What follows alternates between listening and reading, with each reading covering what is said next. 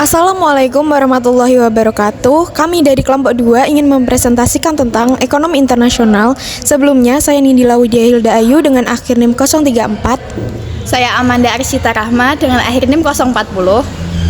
Saya Dwi Asila Kartika Sari dengan akhir NIM 038. Saya Wempi Tiasi dengan akhir NIM 049. Saya Alda Kamelia dengan akhir NIM 041. Yang pertama ada peran ekonomi internasional. Saat ini aneka ragam jenis produksi dan jasa layanan keuangan dan perbankan telah menjadi bagian keseharian dalam kehidupan manusia. Keragaman produk ini dikonsumsi dan manfaatnya dinikmati oleh bangsa-bangsa yang bahkan tidak dibutuhkannya baik dari segi faktor manusia atau keahlian untuk memproduksinya, teknologi dan bahan bakunya. Pada abad modern ini, dengan dukungan kemajuan teknologi transportasi dan manusia, maka intensitas kerjasama dan hubungan perdagangan cenderung meningkat pesat. Perkembangan teknologi produksi dan sistem kerja Indonesia tidak saja mendorong pertukaran komoditas internasional, tetapi juga perpindahan arus modal, sumber daya alam, sumber daya manusia, dan teknologi itu sendiri. Kegiatan ekspor-impor dari beberapa negara membuktikan bahwa perdagangan dunia telah tumbuh lebih cepat dari produksi output dunia. Berdasarkan data internasional Trade Statistik 2009, rata-rata pertumbuhan GDP dunia hanya sebesar 3,33%, sedangkan pertumbuhan ekspor barang dagang di dunia sebesar 6%. Selanjutnya ada bentuk hubungan ekonomi internasional.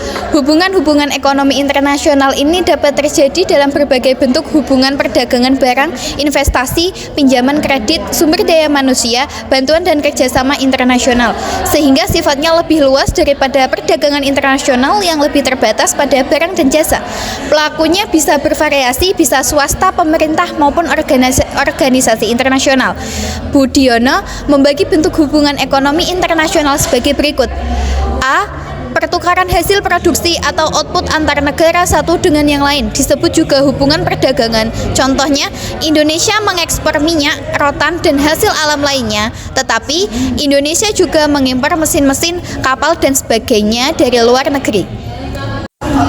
Kemudian B. Pertukaran atau aliran sarana produksi atau faktor-faktor produksi. Contohnya, tenaga kerja, modal teknologi, dan entrepreneurship kewirausahaan. Faktor-faktor produksi ini bisa mengalir dari suatu negara ke negara lain karena berbagai alasan, antara lain imbalan yang lebih tinggi, misalnya tenaga kerja, modal, program bantuan luar negeri, faktor ketakutan, misalnya karena ancaman perang, terorisme, takut denasionalisasi bagi perusahaan asing, menghindari devaluasi atau karena ada ancaman inflasi suatu negara dan lain sebagainya. Kemudian ada definisi perdagangan internasional. Hubungan ekonomi internasional suatu negara harus dinilai dalam totalitasnya. Masing-masing bentuk hubungan ekonomi tersebut mempunyai akses dan dampak yang berbeda-beda bagi perekonomian suatu negara. Ilmu ekonomi internasional pada prinsipnya membahas hubungan ekonomi antar negara atau sebagai bagian dari ilmu ekonomi yang mempelajari dan menganalisis tentang transaksi dan permasalahan ekonomi internasional atau ekspor dan impor, yang meliputi perdagangan dan keuangan atau moneter. Terjadinya perdagangan internasional tidak dapat dihindari oleh setiap negara yang ada di seluruh penjuru dunia. Berikutnya ada beberapa faktor yang menyebabkan timbulnya perdagangan internasional, yaitu A. Perbedaan harga. Perbedaan harga ini identik dengan biaya produksi untuk memproduksi suatu barang yang terdapat di suatu negara. Yang B. Perbedaan hasil produksi. Ketika sebuah negara atau individu yang ada di dalamnya tidak mampu menghasilkan barang yang dibutuhkan, maka akan melakukan aktivitas impor barang atau jasa dari negara lain. Kemudian yang C, pendapatan. Ketika pendapat seseorang meningkat, akan merangsang seseorang untuk meningkatkan pembelian barang atau jasa, termasuk pembelian barang dan jasa dari luar negeri. Lalu ada alat pembayaran. Yang pertama ada devisa. Devisa adalah semua barang yang dapat digunakan sebagai alat pembayaran internasional dan dapat diterima di dunia internasional. Dan yang kedua ada valuta asing, ialah mata uang asing yang dapat dipakai sebagai alat pembayaran luar negeri dengan syarat mata uang yang digunakan diterima oleh negara yang mengadakan transaksi perdagangan internasional. Selanjutnya adalah dampak perdagangan internasional. Dampak positif perdagangan internasional: 1. Terbentuknya persahabatan antar negara.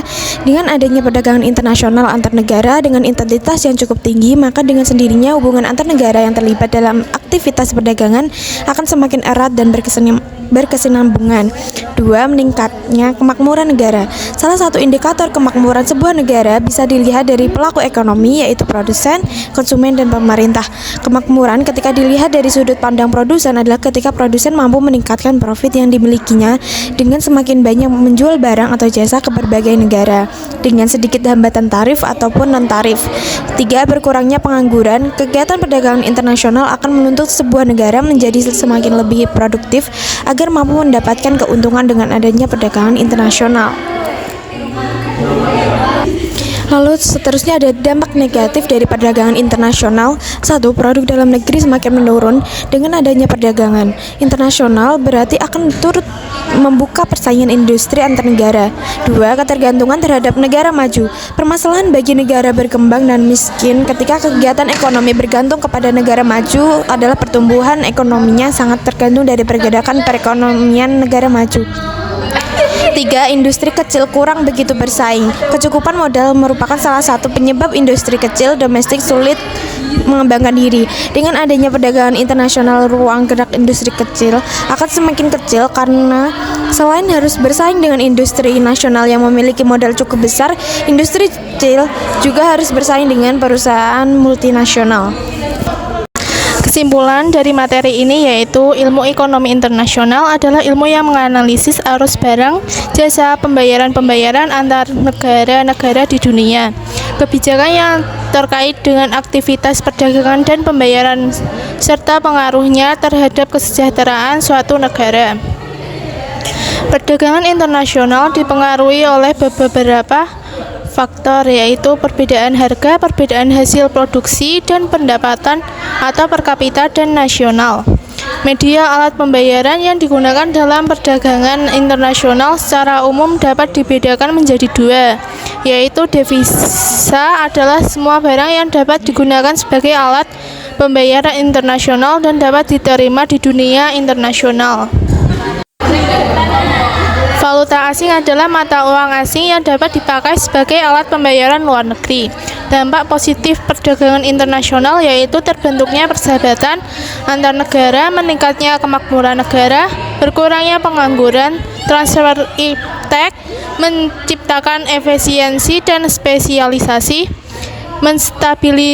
menstabilkan harga. Dampak negatif perdagangan internasional yaitu produk dalam negeri semakin menurun, ketergantungan terhadap negara maju, industri kecil kurang begitu bersaing, persaingan tidak sehat antar negara, meningkatnya kemakmuran negara, berkurangnya pengangguran, transfer iptek, menciptakan efisiensi dan spesialisasi, menstabilkan harga. Dampak negatif perdagangan internasional, produk dalam negeri semakin menurun, ketergantungan terhadap negara maju, industri kecil kurang begitu bersaing, persaingan tidak sehat. Terima kasih atas partisipasi dari teman-teman yang sudah menonton video ini. Jangan lupa like, komen, dan subscribe. Wassalamualaikum warahmatullahi wabarakatuh.